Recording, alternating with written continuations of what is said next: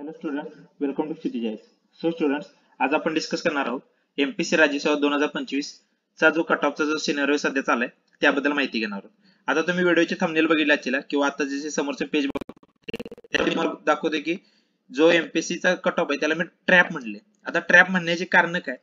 कारण का ट्रॅप म्हणजे त्याचा मला गोष्टीचा अंदाज आला की आजकाल सगळीकडे ट्रेंडिंग एकच प्रश्न चाललाय की what will be cut off. Cut off काय असणार आहे? त्याच्यानंतर मुलं मेसेज करून विचारतात की क्वालिफाय होईल का नाही, मला एवढे मार्क्स आहेत, मला 90 आहेत, मला 110 आहेत, मला 120 आहेत. ठीक आहे, ही मुलं विचारतात की सर क्वालिफाय होईल का नाही.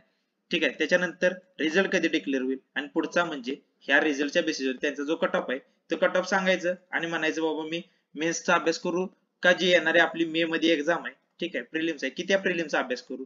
ठीक आहे, त्याच्यानंतर कोणत्या व्हिडिओचं तुम्ही कट ऑफचं कमेंट सेक्शन बघा. प्रत्येकाचं एकच असते की बाबा मला 109 आहेत, मी काय करू, की मी क्वालिफाय होईल का नाही, मी फॉरेस्टला क्वालिफाय होईल का नाही, मी इंजिनिअरिंग सर्व्हिसेस मध्ये क्वालिफाय होईल का नाही, राज्यसेवेला क्वालिफाय होईल का नाही.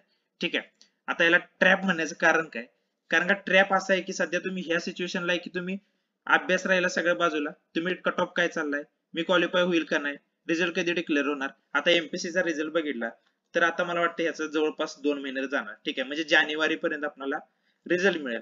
आता जानेवारी पर्यंत तुम्ही कट ऑफ करत बसला जा ना, की तुम्ही इकडे 2000 ह्या मेन्सचा अभ्यास करणार ना की ह्या प्रिलिम्सचा अभ्यास करणार. तुम्ही कट ऑफच करत राहणार.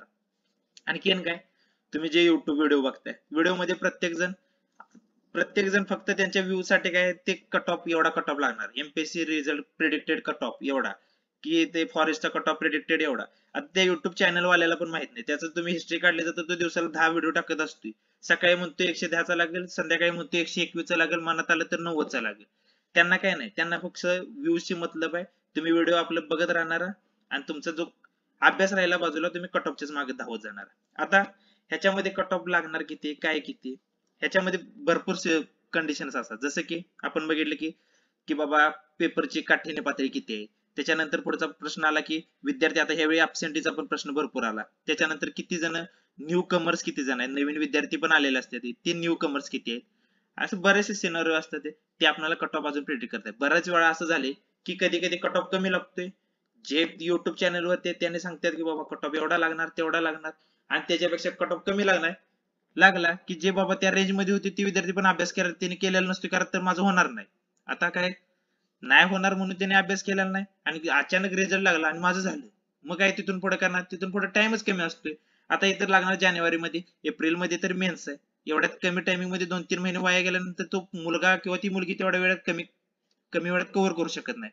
मग ह्याच्यासाठी बेस्ट सोल्युशन काय, की गप गुमान आपलं मेन्सचा स्टडी करायला घ्यायचा. आता तुम्ही म्हणजे मेन्सचा का स्टडी करायचा, तर याचा एक हे फायदा काय, तुम्ही आता मेन्सचा अभ्यास करायला घेतलाचा म्हणजे तुमचं झालं तरी पण तुम्हाला काय प्रॉब्लेम नाही की बाबा 100% ह्याचा मेन्स आताच मी अभ्यास केला, तर मेन्सचा अभ्यास केला तर मला 100% फायदा कोणाचा होणार आहे, जर माझी प्रिलिम्स क्वालिफाय झाली तर मला 100% फायदा होणार. आणि मी प्रिलिम्स नाही क्वालिफाय झालो तर तसं पण किती जरी काय केलं, युपीएससी असू ना एमपीएससी पोरं असू देत, आपली प्रिलिम्स कधी आहे, मे मध्ये प्रिलिम्स आहे. आता रिझल्ट लागलेला आपला जानेवारी एंडिंग पर्यंत. ठीक आहे, ह्या कालावधीपर्यंत तुम्ही प्रिलिम्सचा अभ्यास करू शकताय. ठीक आहे, आणि हा जो मेन्सचा अभ्यास आहे हा काय तुमचा तोटा होणार नाही. ठीक आहे, हा जो 2026 ची प्री जी आहे आपली, ठीक आहे, जी 26 ची एक्झाम आहे, 100% ती तुम्हाला तर 2026 जर शेड्यूल बघितलं जा तर मे मध्ये एक्झाम आहे आणि ऑगस्ट का ऑक्टोबर मध्ये त्याची मेन्स आहे. ठीक आहे, त्या 3-4 महिने तुमचा परत मेन्सचा सिलेबस होणार आहे का कव्हर, नाही. मग तुम्ही आता काय करा की बाबा माझी प्री होत्या, मला एवढा कट ऑफ आहे, मला हे नाही, मी काय म्हणतोय 10 मार्क्स पडू देत. ठीक आहे, 10 मार्क्स पडले तरी त्याने मेन्सचा अभ्यास करा, 20 मार्क पडले मेन्सचा अभ्यास करा, 150 पडली तर मेन्सचा अभ्यास करा. कारण का केलेला अभ्यास कुठं वाया जाणार नाही. ठीक आहे, म्हणजे बाबा मेन्सचा जो अभ्यास आहे तुमचा, आता मेन्सचा अभ्यास झाला, प्रिलिम्स क्वालिफाय झाला, 100% तुम्ही 2025 ची प्रिलिम्स मेन्स देत राहा.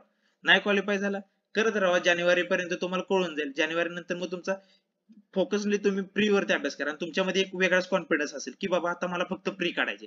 कारण का मागच्या 2 महिन्यात तर मी बेसिक सगळा माझा ऑप्शनल असू दे, ऑप्शनल मी मग काय ठरवलंय, जर एखादा फॉरेस्ट वाला असू दे की त्याला 2 ऑप्शनल आहेत, त्यानं सांगितले बाबा मी ऍग्री घेतला, मी बॉटनी घेतला, मी वेगळा इंजिनिअरिंगचा कोणता तरी घेतला की बाबा त्याचं किमान बेस तरी पक्का झालाय.